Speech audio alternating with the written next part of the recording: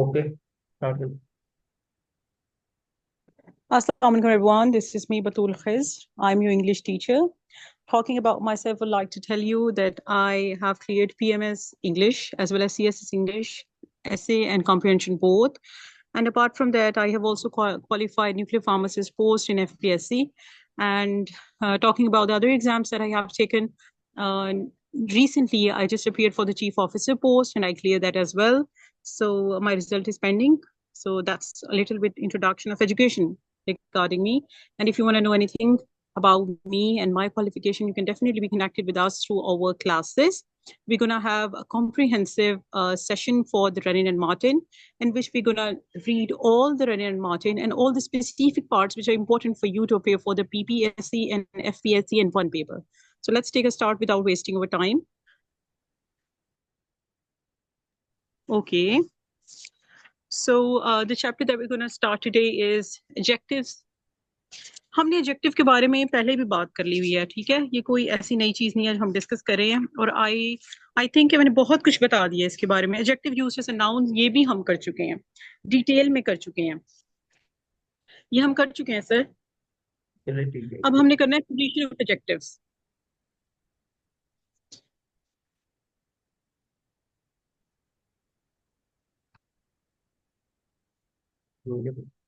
अच्छा बच्चों देखो, एडजेक्टिव की जो पोजीशन है ना, बाजू का जब आपको पीपीएससी एफपीएससी में या वन पेपर में क्वेश्चन आता है ना, तो आपको आसान हो जाता है अगर आपको पता हो कि प्लेसमेंट या पोजीशन क्या है एडजेक्टिव्स की, ठीक है।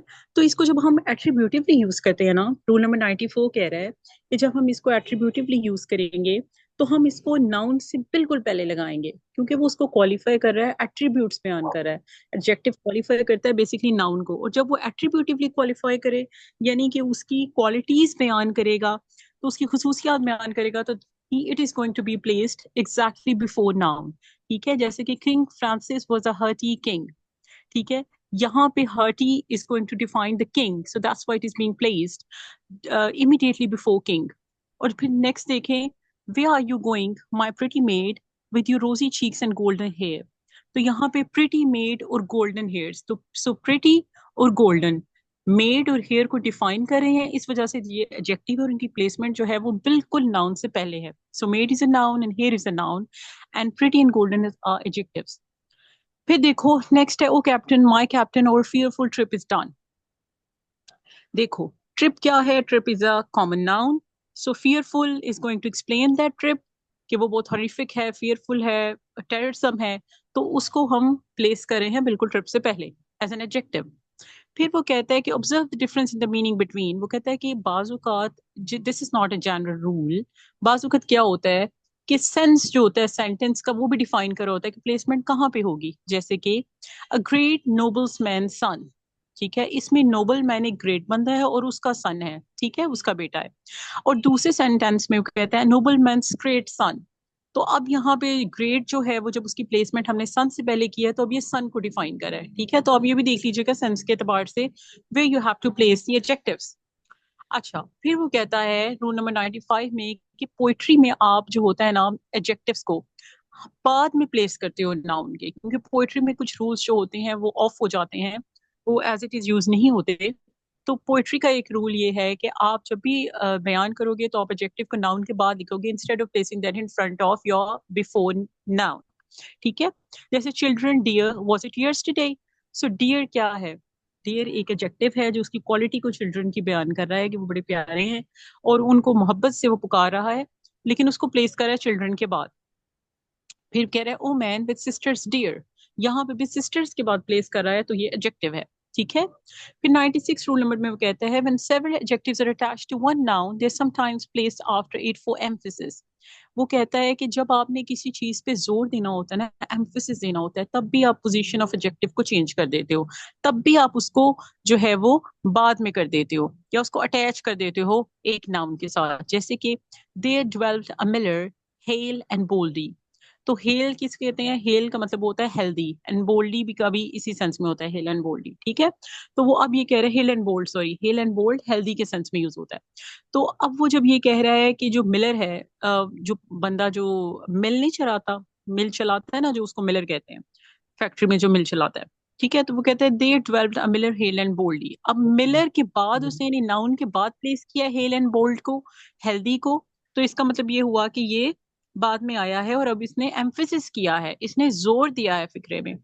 फिर है the king fearless and resolute at once advanced. अब यहाँ पे फियरलेस एंड रेजोल्यूट अगेन दो एडजेक्टिव्स हैं और ये आए हैं किंग के बाद में, तो किंग जो है वो कॉमन नाउन है हमारा। फिर है Franklin had a great genius, original, sagacious and inventive. तो यहाँ पे फ्रैंकलिन के बारे में वो डिफाइन कर रहा है कि वो जीनियस है, ओरिजिनल है, सगेशियस है, इन्वेंटिव है। So everything is placed after the Franklin. तो यहाँ पे भी हम कह देंगे कि ये जो है एक वो है, बाद में एम्फेसिस किया जा रहा है, इसमें फोकस किया जा रहा है। फिर रूल नंबर 97 क्या कहते हैं? रूल नंबर 97 कहते हैं when some word or phrase is joined to adjective to explain its meaning, the adjective is placed after its noun। ठीक है, वो कह रहा है कि जब एडजेक्टिव काइंड ऑफ एक्सप्लेनेशन की सेंस में यूज हो जाए ना, जैसे कि एग्जांपल देखो, he was a man fertile in resource. तो अब यहाँ पे एडजेक्टिव जो है वो नाउन के बाद में आया है। उसने कहा है क्यों आया है, क्योंकि it is a kind of an explanation it is given. तो यहाँ पे अब ये क्या कर रहा है, एक्सप्लेन कर रहा है एक सेंस में, he was a man fertile in resource. ठीक है, तो यहाँ पे भी हमने बाद में लगाया। तो अब देखा कितना मतलब बंदे के ज़हन में बस ये होता है कि एक जनरल रूल है, एडजेक्टिव पहले ही आना है, बाद वाला जो आएगा हम कहेंगे वो वन पेपर में नहीं जी ये एडजेक्टिव नहीं है। नहीं, ऐसे नहीं करना। अब जब आपने रूल्स पढ़े हैं आपको पता होगा कि किस तरह प्लेसमेंट होती है। A Sikh taller than any of his comrades rushed forward. ठीक है, अब सिख जो है वो कॉमन नाउन या वो क्लास ऑफ नाउन रिप्रेजेंट कर रहा है। ठीक है, तो अब उसके बाद क्या होगा, taller. Taller is an adjective और ये किसके बाद प्लेस हुआ है, सिख के बाद।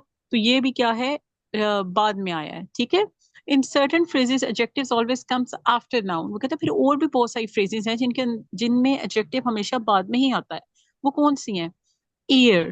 ठीक है, हियर नहीं पढ़ना, इसको ईयर पढ़ना है। ठीक है, year, apparent, year apparent, time immemorial. Time immemorial कहते हैं वो जो रोजे अजल का टाइम होता है उसे।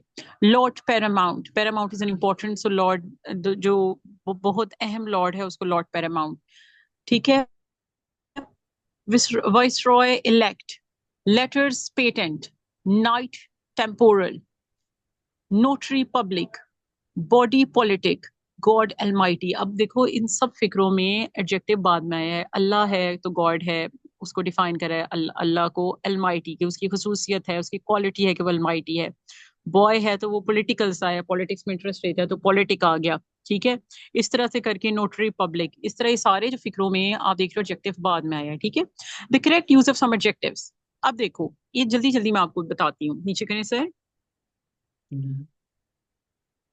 Kindly please scroll down. Thank you sir. देखो बच्चों, कुछ चीजें ये इस पेज में से आपसे पूछी जाएंगी। ठीक है, तो ये आपने गौर से सुनना है, चाहे आप साथ साथ लिखते जाओ मैं जो कह रही हूँ, या साथ साथ इधर ही मार्क कर लो।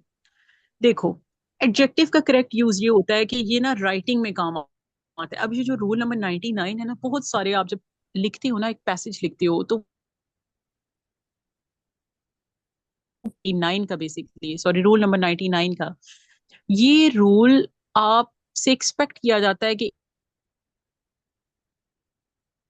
एक पांचवी जमात का बच्चा जब एक पैराग्राफ लिखे तो उसको ये रूल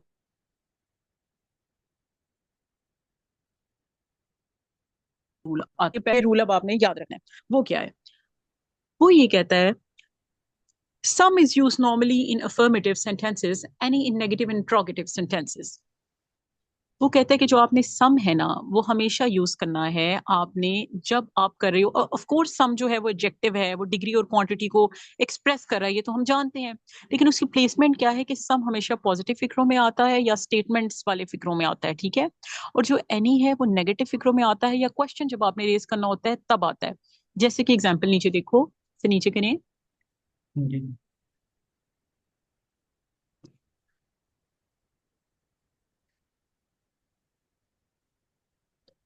देखो, I will buy some mangoes, I will not buy any mangoes. Have you bought any mangoes? Number one में क्या हुआ, उसने कहा I will buy some mangoes. तो अगर आप लिख देते हो ना, जो मैंने कहा है कि पांचवी जमात के बच्चे को लिखना आना चाहिए, अगर आप लिखते हो आई विल बाय मैंगोज तो ये ठीक नहीं है। आपने जब कॉमन नाउन लगाया है और आपने उसके साथ पीस ऑफ राइटिंग, ठीक है, तो आपने ऐसे लिखना है will buy some mangoes. Mangoes को डिफाइन करें आप, क्योंकि इनडेफिनेटली आप डिफाइन कर रहे हो सम मैंगोज, तो आपने यहाँ पे सम लगाना है, ठीक है। और जब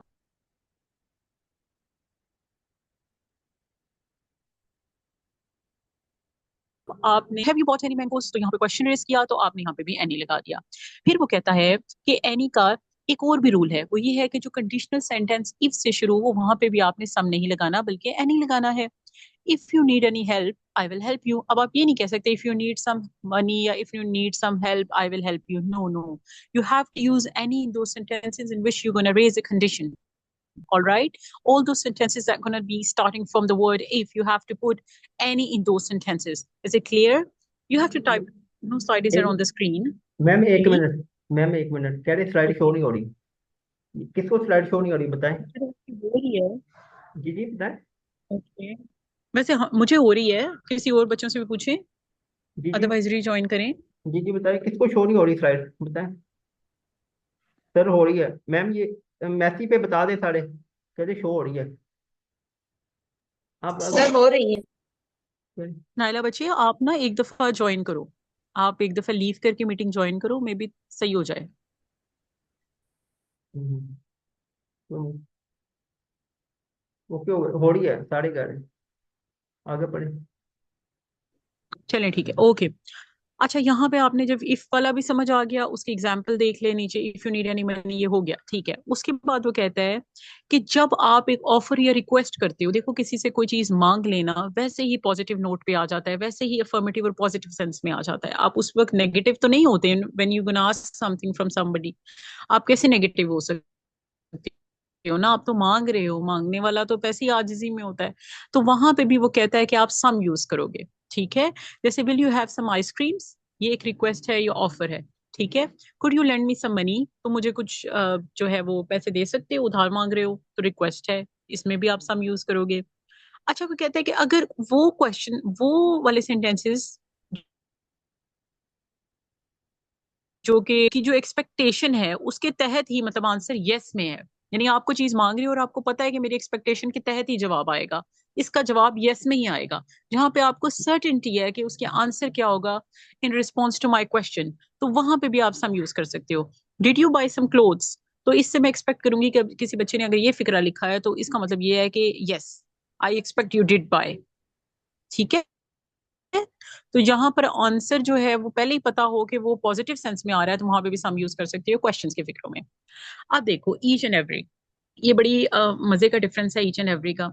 ईच और एवरी जो होते हैं ना बेसिकली सिमिलर इन मीनिंग होते हैं, लेकिन ब्रिटिश इंग्लिश में जरा सा फर्क होता है, वो लोग इसको माइन्यूटली चेक करते हैं। देखो एवरी बहुत स्ट्रॉन्ग वर्ड है, और उसका मतलब होता है कि हर एक को बीच में इंक्लूड कर लो, किसी को एक्सेप्शन ना दी जाए, ठीक है। और जो ईच होता है ना, वो जब आप सारे ग्रुप की बात करें, उसमें आप इंडिविजुअल सेंस में किसी चीजों की बात करें हो तो आप वहां पर ईच लगाते हो। तो टोटल ग्रुप की बात करो तो एवरी, इंडिविजुअल सेंस में आप बात करो तो वहां पे आप ईच यूज करते हो, ठीक है। और ईच जो है जब आप टू या मोर देन टू की बात करो, और एवरी तो है जबकि आप इनडेफिनेटली सबकी बात कर दो, तो फिर वहां पे एवरी यूज करते हो। जैसे एग्जाम्पल्स देखो, एवरी सीट वॉज टेकन, अब यहाँ पे सब सीट्स की बात हो रही है, irrespective of any single seat, her seat की बात हो रही है। 5 boys were seated on each bench, अब यहाँ पे 5, 1 2 3 4 5 तीनों की अलहदा अलहदा एज एन इंडिविजुअल एंटिटी बात हो रही है, तो इसलिए उसने ईच प्लेस किया है, ठीक है। फिर उसके बाद है each one of these chairs is broken, अब यहाँ पे भी वही बात है, इसलिए each. Leap years fall every 4th year, अब हर 4 साल बाद वो एक ही दफा आता है, तो उसकी एक बात हो रही है, तो इसलिए वो लीप ईयर को सारे को एवरी से वो कर रहा है, ठीक है। He came to see us every 3 days, ठीक है। अब यहाँ पर एक पीरियड के दौरान वो तीनों दिनों की बात करा है, इसलिए उसने एवरी यूज किया है। अच्छा, ये ज्यादा जो यूसेज है ना बच्चों, ये ना पढ़ने से आता है, ठीक है, ये रूल आप समझ लोगे, लेकिन जितनी आप पीसेस ऑफ राइटिंग पढ़ोगे उतना ये रूल समझ आएगा।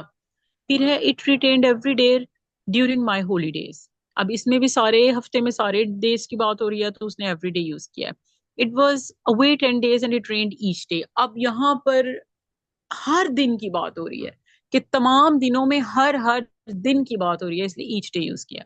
अच्छा आगे चलो, 101, नीचे करो, से नीचे करें, little a little the little. देखो बच्चों, मैं बड़े मुख्तसर तरीके में आपको इसका मतलब बता देती हूँ। जो लिटिल होता है ना, वो नेगेटिव सेंस में यूज होता है, कि जब इंसान के पास कुछ भी ना हो, हार्डली यानी कोई चीज हो, जिसे हम कहते हैं कुछ भी नहीं है उसके पास, तो हम लिटिल यूज करते हैं। और जब हम कहते हैं कि उसके पास कुछ कुछ थोड़ा बहुत तो है, तो हम आ लिटिल यूज करते हैं, यानी कि पॉजिटिव सेंस में बात हो रही है कि यार चाहे थोड़ा ही है मगर उसके पास कुछ ना कुछ है। लेकिन लिटिल में तो है कि कुछ भी नहीं है यार, मतलब जब लिटिल कह दो ना तो इसका मतलब ये है कि बस समझो है ही नहीं। ठीक है, बस थोड़ा सा वो अजराहे मोहब्बत उन्होंने कह दिया कि लिटिल, वरना इसके पास कुछ भी नहीं है। ठीक है, लिटिल में कुछ ना कुछ है। और द लिटिल का मतलब होता है कि लिटिल, ऑफ कोर्स आपको पता है कि लिटिल या द लिटिल या आ लिटिल ये सब कुछ थोड़े को शो कर रहा है, लेकिन जब आपने द लिटिल कह दिया तो उसका मतलब ये है कि जो कुछ भी उसके पास थोड़ा है वो सब। तो अब आपने उसको ऊपर रेफर कर दिया कि तुम्हारे पास जो कुछ भी था ना, अब मैं उस सब की बात कर रहा हूँ। So little is in a negative connotation, a little in a positive connotation, and the little means the person having something and you're referring to all that thing. ठीक है, तो अब यहाँ पे इसकी एग्जांपल्स देख लेते हैं। वो कहते हैं लिटिल की, देखो, there is a little hope of his recovery.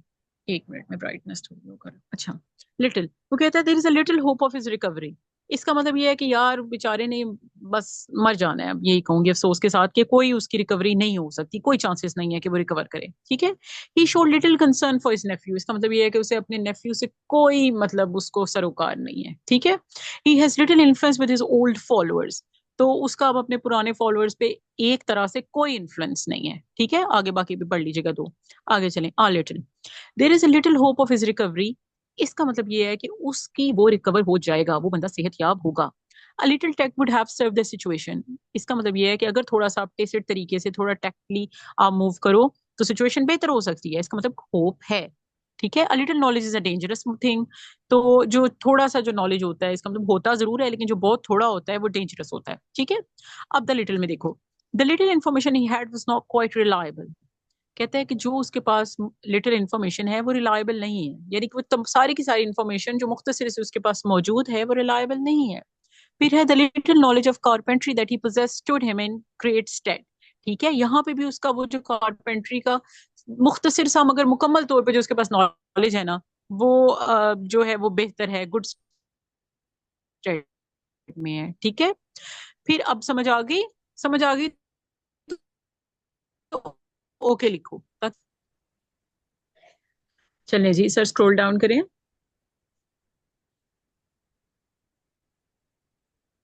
Okay. बच्चों अब यहाँ पे आप लोगे स्क्रीनशॉट, क्योंकि जिस तरह मैं एक्सरसाइजेस करवाती हूँ तो उसके बाद ना टाइम बहुत लग जाता है, हमारे पास टाइम कम है और हमने इंशाल्लाह ये पूरी बुक 2 या 3 महीने में खत्म करनी है, टारगेट ये है हमारा। तो अब आप लेंगे स्क्रीनशॉट, जो समझ नहीं आएगी you can ask me, I can definitely help you in that. ठीक है सर, स्क्रॉल डाउन करें, एक्सरसाइजेस का स्क्रीनशॉट दें, प्रैक्टिस आप खुद करेंगे। फ्यू अच्छा एट बच्चों, यहाँ पे ना थोड़ा सा चलते चलते एक और बात बता देती हूँ, 1 और 2 रूल। देखो, लिटिल, द लिटिल और आ लिटिल, ठीक है, ये हमेशा यूज होता है अनकाउंटेबल सेंस में। मैं लिटिल शुगर कहती हूँ, मैं लिटिल कैट नहीं कह सकती। ठीक है, मैं लिटिल शुगर कहूंगी, मैं इस तरह यूज करूंगी। लेकिन जो फ्यू होता है, आ फ्यू होता है, दा फ्यू होता है, ये भी उसी सेंस में है। जैसे मैंने फ्यू बताया है नेगेटिव हार्डली, यानी आ फ्यू क्या होगा, आ फ्यू का मतलब है कि पॉजिटिव कॉनोटेशन, यानी कुछ है उसके पास। दा फ्यू होगा कि जो कुछ भी है वो सारे को सारे को अब आप रेफर कर रहे हो। ठीक हो गया, लेकिन क्या है फर्क? फर्क ये है कि लिटिल जो है वो आप अनकाउंटेबल चीजों के लिए यूज कर रहे हो जिन्हें आप काउंट नहीं कर सकते, जैसे शुगर हो गई, इस तरह मेटल्स हो गई, इनके लिए। लेकिन जो आप ये फ्यू द फ्यू यूज कर रहे हो ना, ये आप काउंटेबल के लिए यूज कर रहे हो। ठीक है, जैसे कि यहाँ पे देखो एग्जाम्पल्स में देखो, few person can keep a secret. अब पर्सन को गिना जा सकता है ना, तो फ्यू पीपल भी गिने जा सकते हैं, फ्यू टाउन्स भी गिने जा सकते हैं, few works of reference are so valuable as the encyclopaedia Britannica, तो ये भी गिने जा सकते हैं। फ्यू मैन भी गिने जा सकते हैं। ठीक है, तो ये चीजें जो हैं वो समझ आ गई। अब फ्यू, आ फ्यू में देखो, आ फ्यू वर्ड्स स्पोकन, अब वर्ड्स भी गिने जा सकते हैं। ठीक है, फिर द फ्यू में देखो, द फ्यू रिमार्क्स, तो आपके क्या रिमार्क्स, आपके क्या रिव्यूज हैं, ये भी गिने जा सकते हैं। तो ये काउंटेबल के लिए है, वो अनकाउंटेबल के लिए है, बस इतना सा डिफरेंस है। नीचे करने से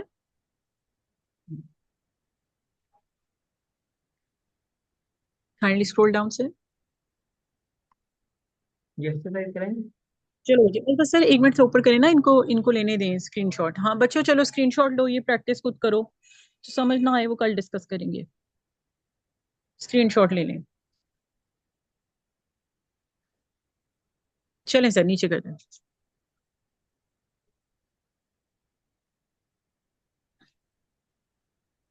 अब हम कोशिश करेंगे कि हम आर्टिकल्स भी काफी हद तक आज जो है ना, मतलब अच्छा ये एक और मैं आपको बात बताना चाह रही हूँ, जो हम अभी कर रहे हैं ना बच्चों, ये बेसिक लेवल है।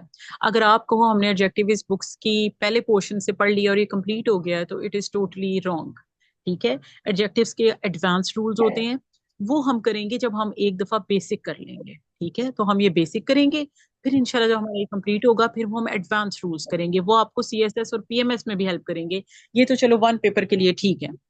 अच्छा, वो आपको राइटिंग में हेल्प करेंगे, ये आपको ग्रामर में जस्ट रूल्स फाइंड आउट करने के लिए कि मिस्टेक्स क्या है इसमें सिर्फ हेल्प करेंगे।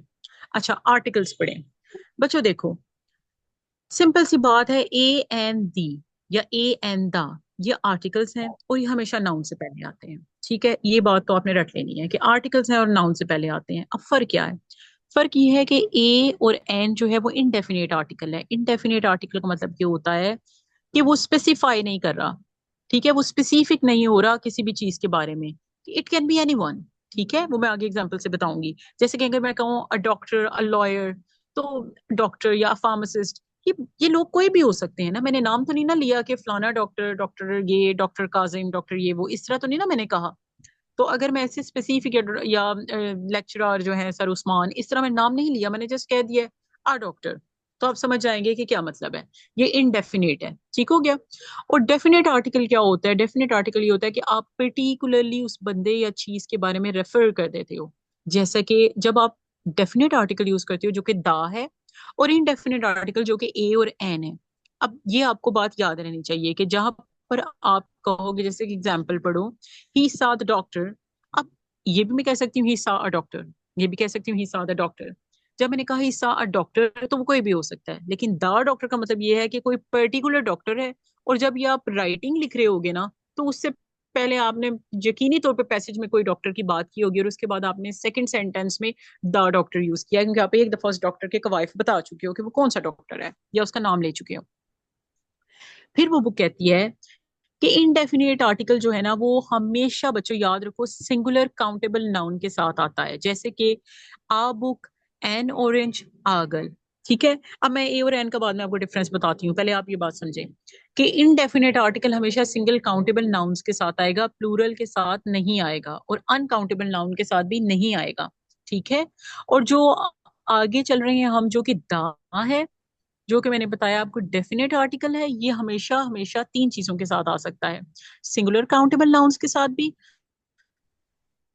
प्लूरल काउंटेबल नाउन्स के साथ। अच्छा, सिंगुलर काउंटेबल नाउन्स के साथ मतलब जब स्पेसिफाई कर दोगे। ठीक है, प्लूरल काउंटेबल नाउन्स के साथ भी, और अनकाउंटेबल नाउन्स के साथ भी। लेकिन आना इन्होंने आर्टिकल्स ने हमेशा नाउन के साथ है, तो वर्ब शर्ब के साथ ना लगा देना, एडजेक्टिव के साथ ना लगा देना। ठीक है, जिस तरह बच्चे बाज़ करते हैं, a kind of a brilliant thing, या कोई चीज लगा दो, काइंड ऑफ ये और काइंड ऑफ ये, भाई वो गलत हो जाता है।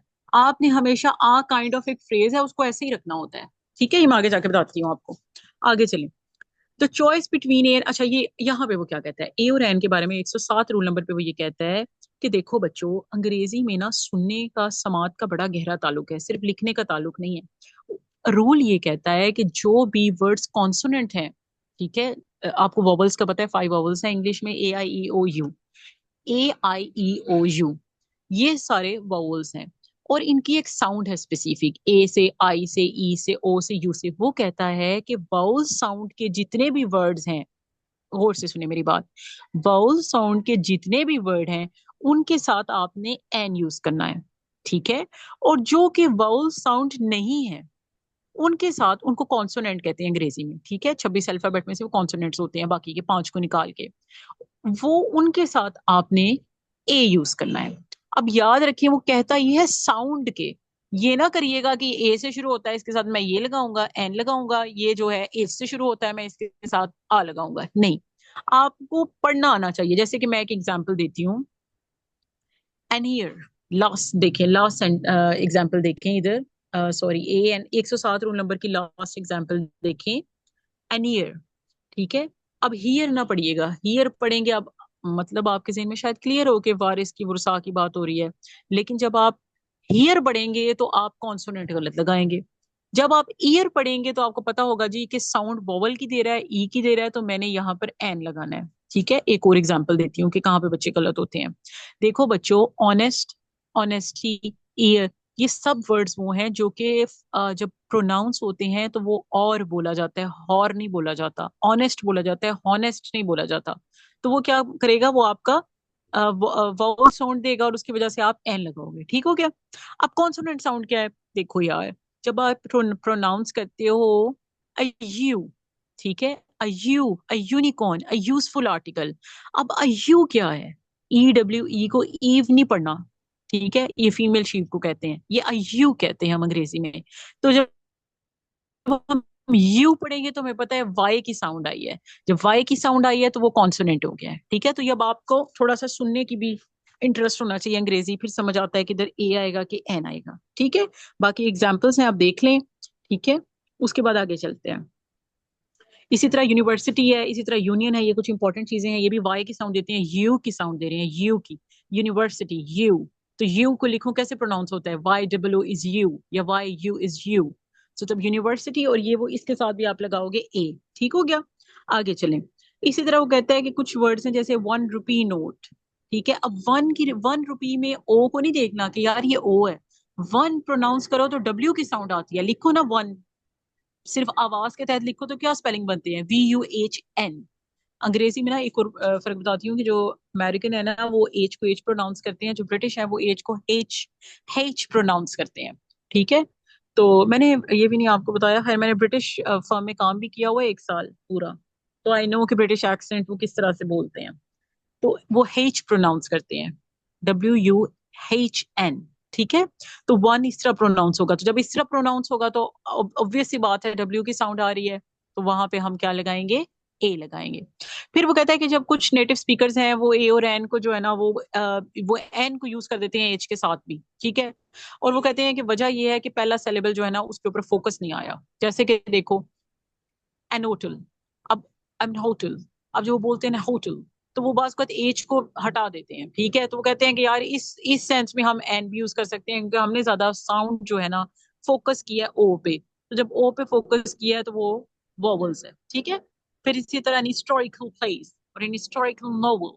तो अब यहाँ पे हिस्टोरिकल हो गया ना, जब हिस्टोरिकल नहीं बोला, उन्हें बोला हिस्टोरिकल नोवेल।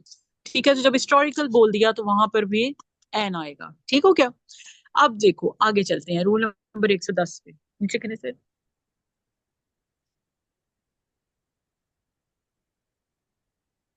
अच्छा, यहाँ पे वो कह रहा है when we talk about a particular person और थिंग और वन ऑलरेडी रेफर टू। ठीक है, one already refer to that is what is clear from वही बात। देखो तो अब क्या पढ़े, वही बता देती हूँ। भाई इसमें 2-3 बातें उसने की। उसने कहा देखो जब दी यूज आता है या दा आता है तो वजह क्या होती है कि आपने उसको रेफर किया, रेफर बैक किया, आपने उस चीज को, आपने उसका जिक्र किया जिसका तस्करा आप पहले कर चुके हो। आपने उसे स्पेसिफाई कर दिया, जैसे कि the book you want is out of print. जो तुमने बुक मांगी है, अब जो तुमने मांगी है इज आउट ऑफ प्रिंट। ठीक है, तो कौन सी बुक? जो उसने मांगी है। क्लियर हो गया, तो दा आ सकता है। Let's go to the park. अब मैं कहूँ अगर let's go to the park, तो पार्क का मतलब ये है कि वो पार्क है जिसे मैं ऑलरेडी जानती हूँ, वो किसी टाउन में है, किसी स्पेसिफिक जगह पे है, या मैं उसका पहले जिक्र कर चुकी हूँ, इस तरह का वो पार्क है। ठीक है, द गर्ल क्राइड।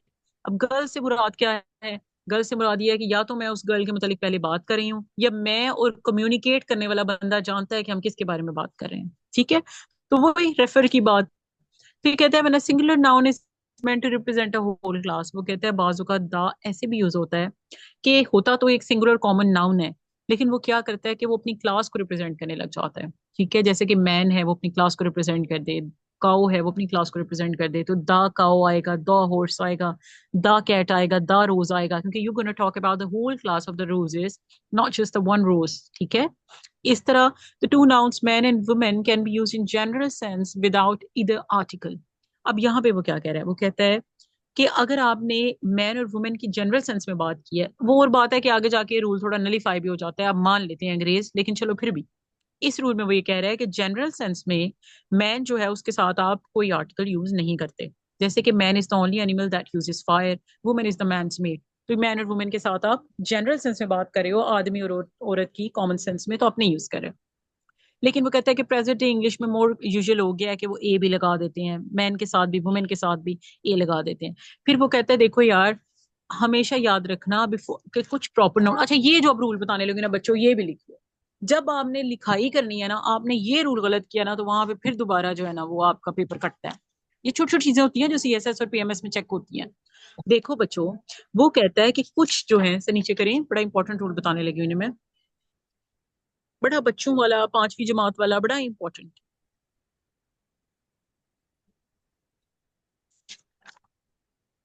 देखो बच्चों नीचे आ जाओ, नीचे पॉइंट नंबर 3 नजर आ रहा है ना। पॉइंट नंबर 3 में वो कहता है कि before some proper nouns these kinds of places name. अब वो क्या कह रहा है, वो कह रहा है कि यार ये जो प्लेसेस या नेम्स है ना, ये जो प्रॉपर नाम है वो कौन से वाले प्रॉपर नेम्स कौन से हैं। वो कहते हैं जी ओशंस के, समंदरों के, रिवर्स के, दरियाओं के, कैनाल्स के, या झीलों के या लेक्स के, डेजर्ट्स के, सहराओं के, ग्रुप्स ऑफ आइलैंड्स हो या माउंटेन रेंजेस हो। Not an individual mountain he is saying it has to be mountain ranges. ठीक है, वो कहता है ये सारे लफ्ज याद कर लो, इनके जब प्रॉपर नाम यूज हो, ठीक है, वैसे नहीं ओशन या सी के साथ, जब ओशन का भी नाम हो, समंदर का भी नाम हो, जैसे कि the Pacific, the Black Sea, the Ganga, the Nile, the Suez Canal, the Sahara, ठीक है, the West Indies, the Himalayas, the Alp mountains. ठीक है, तो एल्प्स भी एक माउंटेन रेंजेस है। तो जब उसने कहा माउंटेन रेंजेस की बात हो या ग्रुप ऑफ आइलैंड्स के नाम की बात हो, डेजर्ट्स के नाम की बात हो, कैनाल्स के नाम की बात हो, तो आप दा लगाओगे, आपने प्रॉपर नाउन के साथ और इन चीजों के साथ आपने दा लगा दिया, ठीक हो गया। वो कहते हैं कुछ कंट्रीज, वैसे कंट्रीज के नाम के साथ दा नहीं आता, याद रखें, लेकिन कुछ कंट्रीज बच्चों ऐसी होती हैं कि जो ग्रुप ऑफ कंट्रीज होती हैं, ठीक है, या part of a big country होती हैं। जैसे कि मैं यूक्रेन की बात करूं तो हम कहते हैं द यूक्रेन। क्यों कहते हैं? क्योंकि यूक्रेन को एक रीजन कंसिडर करते थे अंग्रेज। It was considered as a part of USSR या रशिया या उसका बैकयार्ड। उसको वो नहीं कंसिडर करते थे अलहदा कंट्री। ये शुरू से अंग्रेजों में, या ये जब से यूक्रेन बनी थी, ये कंसेंसस था, जिसकी वजह से अब ये जो यूक्रेन का मसला है ना, वो भी इसलिए, देखो जनरल रूल है कि यूक्रेन के साथ आप दा लगाते हो, वो इसलिए लगाते हो क्योंकि उसको पूरी की पूरी स्टेट तस्लीम नहीं किया गया था since beginning. You just have to hold on for a second.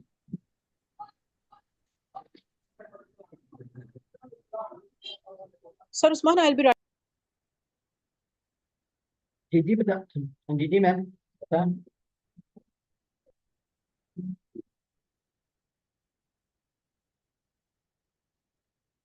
Okay class, pardon me, sorry for the disturbance. अच्छा, क्या बात कर रहे थे? हाँ, यूक्रेन का मैं बता रही थी कि द यूक्रेन आता है, ठीक है। अपार्ट फ्रॉम दैट देखो नेदरलैंड्स हैं। नेदरलैंड्स जो है वो आपको पता है it's a seat of the government of the Hague. इसके साथ भी, नेदरलैंड्स के साथ भी आप लगाते हो, ठीक है, ये भी ग्रुप में कंसिडर की जाती है।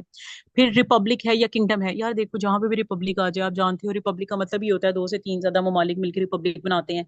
किंगडम भी यही होता है, ठीक है। तो जहां जो इस तरह के, जैसे the Irish Republic, the United kingdom, तो इनके साथ द आएगा, बाकी कंट्रीज के साथ नहीं आएगा, ठीक हो गया। फिर है जी सर्टेन बुक्स, जब जो सेक्रेड बुक्स हैं सर्टेन।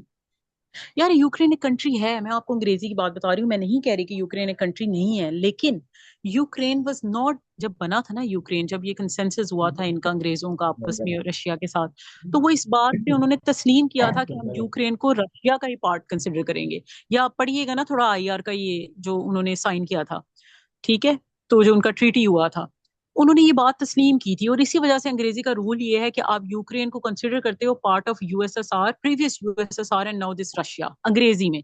इस वजह से इसके साथ दा आता है, ठीक है, मैंने आपको बात बताई अंग्रेजी की। अच्छा आगे चलें। आगे है जी before the names of certain books. देखो कुछ सेक्रेट बुक्स होती हैं, जैसे कि वेदास है, पुराणास है, ये हिंदुओं की, ठीक है। उसके बाद रामायणा है, लिलियड है, सरे क्या मैसेज है। अच्छा, इन सब के साथ भी आप लगाते हो दी, सेक्रेट बुक्स के साथ। फिर कुछ यार,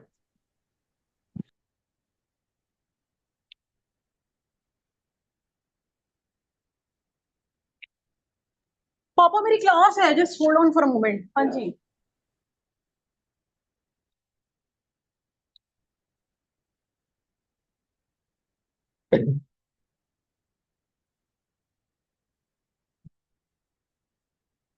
जी जी बताए मैम की समझ आएगी नहीं आई इंग्लिश की ग्रामर की। हाँ उस्मान बताओ। जी जी ओके हो गया। हेलो अस्सलाम वालेकुम। सॉरी क्लास, सॉरी, फैमिली बुला रही थी। अच्छा। अच्छा बच्चों आगे चलो, अभी हमारे पास टाइम है 5 मिनट्स, हम कर लेंगे काफी कुछ इसमें टू इंशाल्लाह। टू मिनट्स है। अच्छा। मीटिंग एंड होने वाली। ओके ओके, 2 मिनट में ही पढ़ा देते हैं थोड़ा सा। अच्छा बच्चों जल्दी जल्दी करते हैं। देखो, वो कहता है कुछ चीजें होती हैं unique, unique of their kind, जैसे कि सन, स्काई, ओशन, सी, अर्थ। अब आपने एक साथ दा जरूर लगाना है, दा सन, दा स्काई, दा ओशन, दा सी, दा अर्थ। देखो अर्थ भी एक है, दा सी है तो समंदर भी अपनी किस्म में एक यूनिक चीज है, ओशन भी, स्काई भी, सन भी। इनके साथ दा लगाएंगे, ठीक है। Sometimes the is placed before a common noun to give it the meaning of an abstract noun. वो कहता है बाजुकात कॉमन नाउन के साथ आप दा लगा देती हो क्योंकि आप उसको एब्स्ट्रैक्ट सेंस, एब्स्ट्रैक्ट नाउन में तब्दील कर रहे होते हो। मैं एग्जांपल देके समझाती हूँ फिर बात।